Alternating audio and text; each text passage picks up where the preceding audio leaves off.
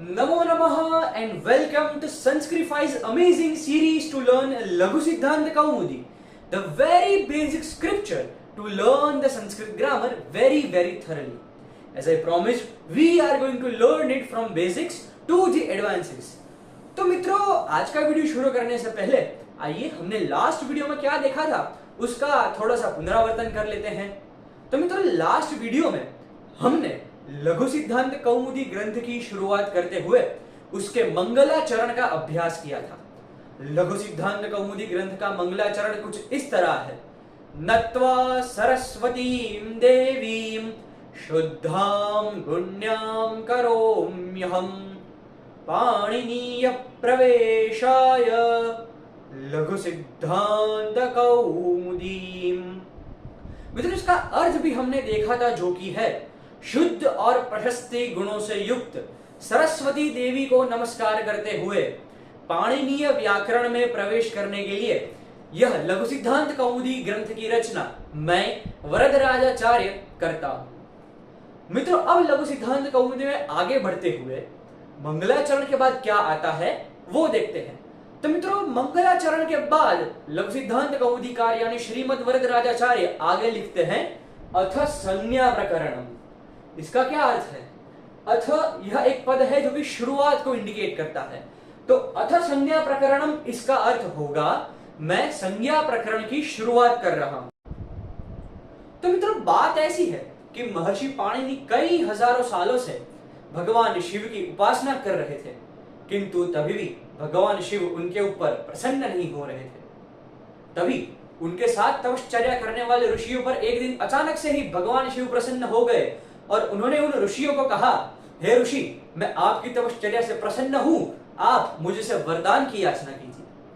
तभी वह ऋषियों ने वरदान मांगा कि हे सांब सदाशिव, आप हमें अपना महाप्रलयकारी तांडव नृत्य दिखाइए। तो भगवान शिव ने कहा तथास्तु, और उन्होंने तांडव नृत्य की शुरुआत कर दी। तभी महर्षि पाणिनि को जब शिव तांडव नृत्य में डमरू बजा रहे थे, तब उस डमरू में से कोई आवाजों का सुनाई देना शुरू हुआ। महर्षि पाणिनि ने उन्हीं आवाजों को नोट डाउन कर लिया अपने माइंड में, और वहां से ही उत्पत्ति हुई माहेश्वर सूत्र की। माहेश्वर सूत्र का अर्थ क्या है? माहेश्वर सूत्र का अर्थ है महेश्वरात् आगतानि सूत्राणि इति माहेश्वर सूत्राणि। जो कि भगवान शिव के डमरू में से उत्पन्न हुए हैं, उन्हें हम माहेश्वर सूत्र के नाम से जानते हैं।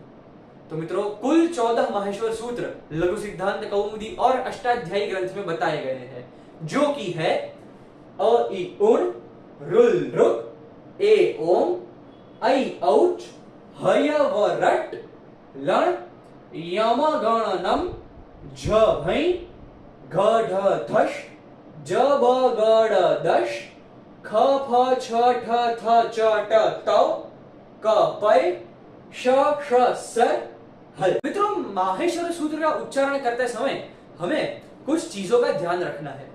प्रथम हमें यह ध्यान रखना है कि हम इन सूत्र में सभी वर्णों का उच्चारण बिल्कुल ही स्पष्ट रूप से करें, और दूसरा ध्यान हमें यह रखना है कि अंत में जो व्यंजन दिए गए हैं वह व्यंजन संपूर्ण नहीं है, वह केवल आधे ही है।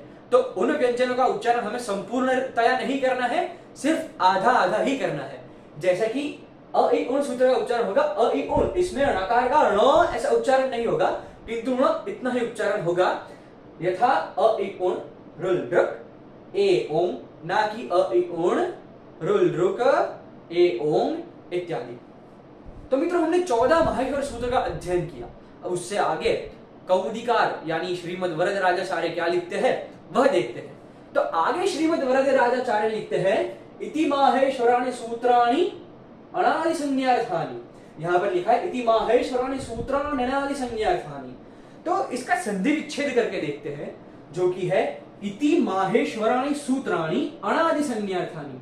अर्थात यहां पर है सूत्राणि प्लस अनादि। यह संधि यहां पर होकर यह पद बना है।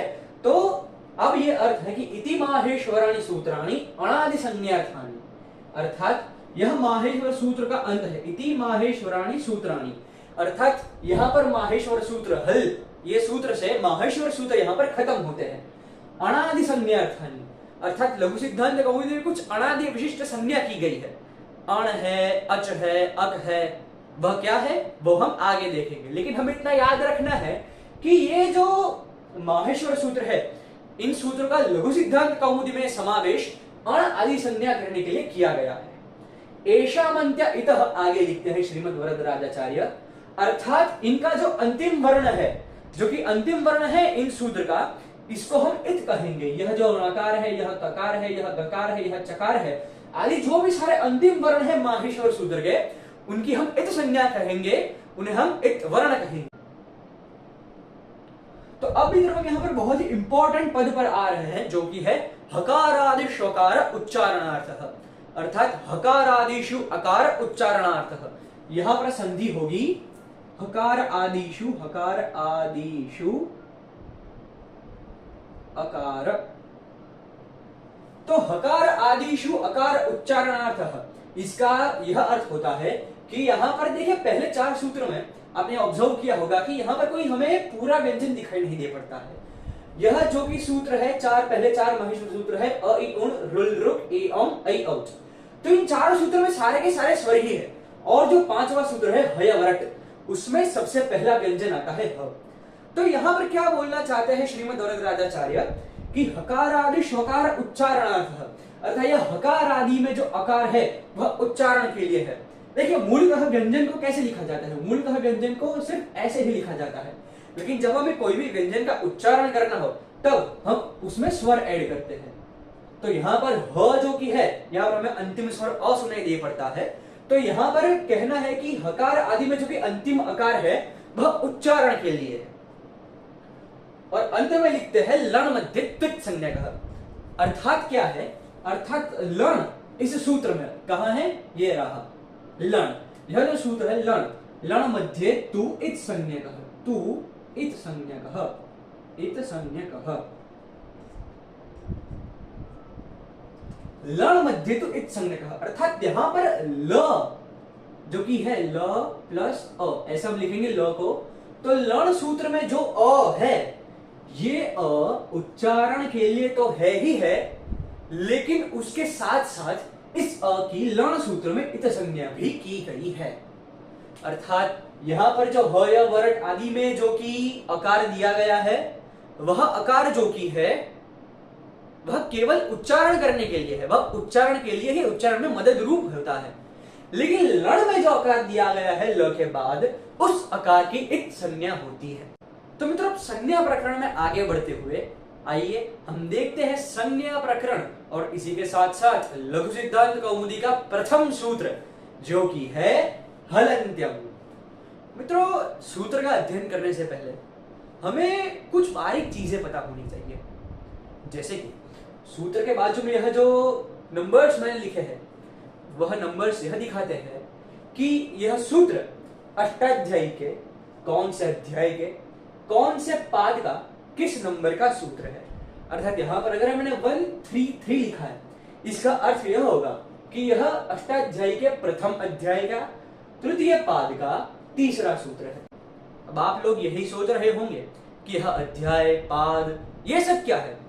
तो मित्रों जब अष्टाध्यायी का बाइफर्केशन किया गया था तब उसको 8 अध्यायों में विभाजित किया गया था, इसलिए तो उसका नाम है अष्टाध्यायी। जिसमें 8 अध्याय हो उसे कहते हैं अष्टाध्यायी।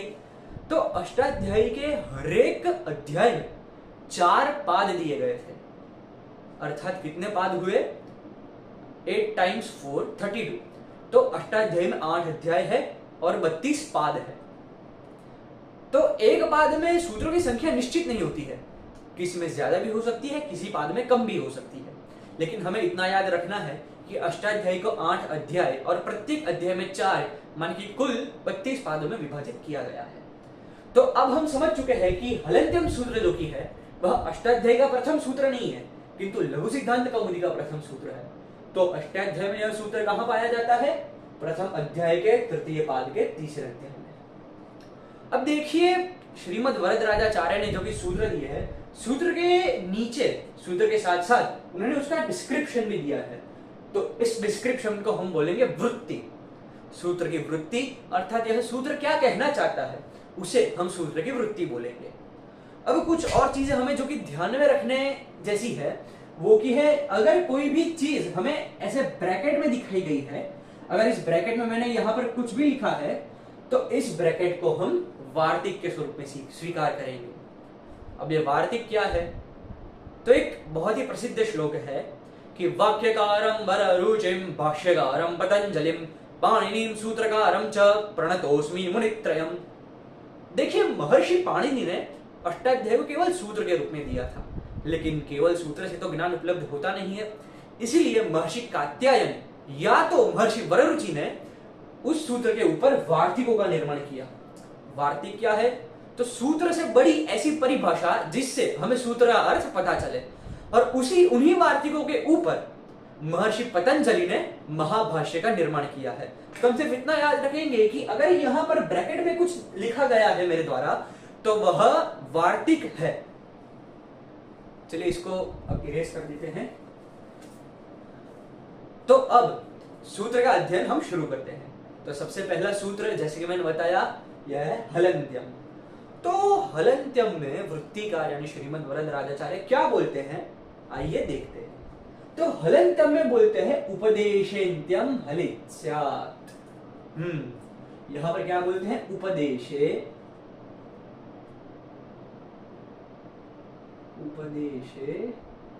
अन्त्यम हल इत स्यात्। उपदेशे अन्त्यम हल इत स्यात्। अब ये उपदेश क्या है? तो मित्रों, उपदेश के लिए हमें यहां पर 5 पदार्थों का ग्रहण करना होगा, जो कि है माहेश्वर सूत्राणी यानी माहेश्वर सूत्र, सारी धातुएं जिनके ऊपर से क्रियापद का निर्माण होता है, सारे आगम, सारे आदेश और सारे प्रत्यय। अब माहेश्वर सूत्र का तो हमने अध्ययन कर लिया, लेकिन यह धातु, आगम, आदेश, प्रत्यय, ये सब क्या है? धीरज रखिए, इन सब का भी अध्ययन हम लघु सिद्धांत कौमुदी में ही करेंगे। ओके, तो अब सेकंड सेंटेंस का संधि विच्छेद देखते हैं, पद विच्छेद देखते हैं। तो यहां पर बोलते हैं उपदेश आद्योच्चारण। हाँ, उपदेश आद्योच्चारणम, आदि प्लस उच्चारणम। जो पहले कहा गया है वह, लेकिन पहले क्या कहा गया है? उपदेश के तौर पे हमें क्या लेना है? तो यही 5 चीजों को उपदेश के तौर पे हमें लेना है, जो कि है माहेश्वर सूत्राणी, सारी धातुएं, आगम, आदेश और प्रत्यय। हाँ, अब देखिए, अब यहां पर बहुत ही महत्वपूर्ण पद आता है, जो कि पूरे लघु सिद्धांत कौमुदी के वृत्ति का आधार है, ऐसा हम बोल सकते हैं, जो कि है सूत्रेष्व दृष्टम पदम सूत्रांतरादनुवर्तनीयम सर्वत्र। क्या कहना चाहते हैं?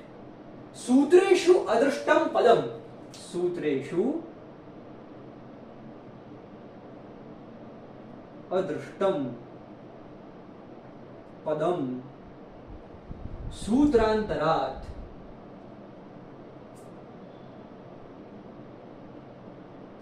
अनुवर्तनीयम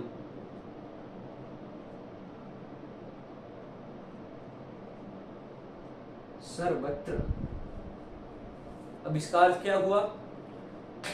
देखिए मित्रों, हलन्त्यम में हमें यहां पर उपदेश इत ऐसे कोई शब्द सूत्र में नहीं दिख रहे हैं, लेकिन इस सूत्र की वृत्ति में इन शब्दों का प्रयोग हुआ है, अर्थात इस सूत्र का अर्थ घटन करने के लिए इन्हीं शब्दों की हमें आवश्यकता है।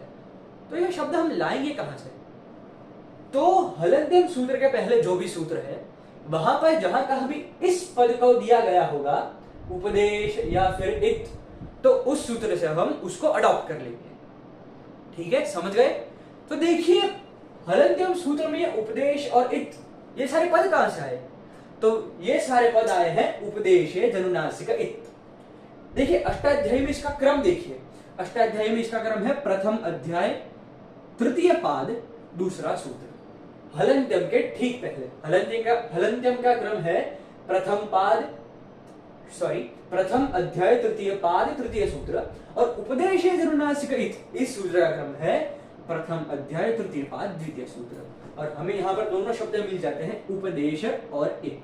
तो इसी सूत्र से हम हलन्त्यम में भी इन दोनों सूत्र की अनुवृत्ति कर लेंगे, अर्थात यह जो दूसरा सूत्र है उसमें से हम इन दोनों पदों को अडॉप्ट करके हलन्त्यम सूत्र का पूरा अर्थ यहां पर बना सकते हैं। तो हलन्त्यम सूत्र इस सारी वृत्ति के बाद हमें कहना क्या चाहता है?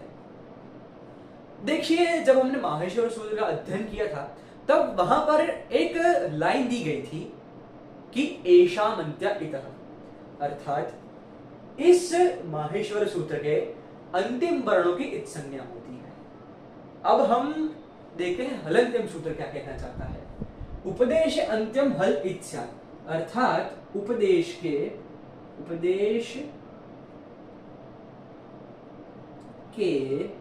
अंतिम वर्ण की इत संज्ञा होती है।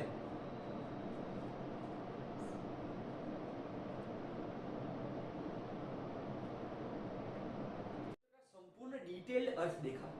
अब आगे लघु सिद्धांत कौमुदी की इस सीरीज में हम हलन्त्यम से आगे का जो दूसरा सूत्र है अदर्शनम लोपः, उसका अर्थ देखेंगे।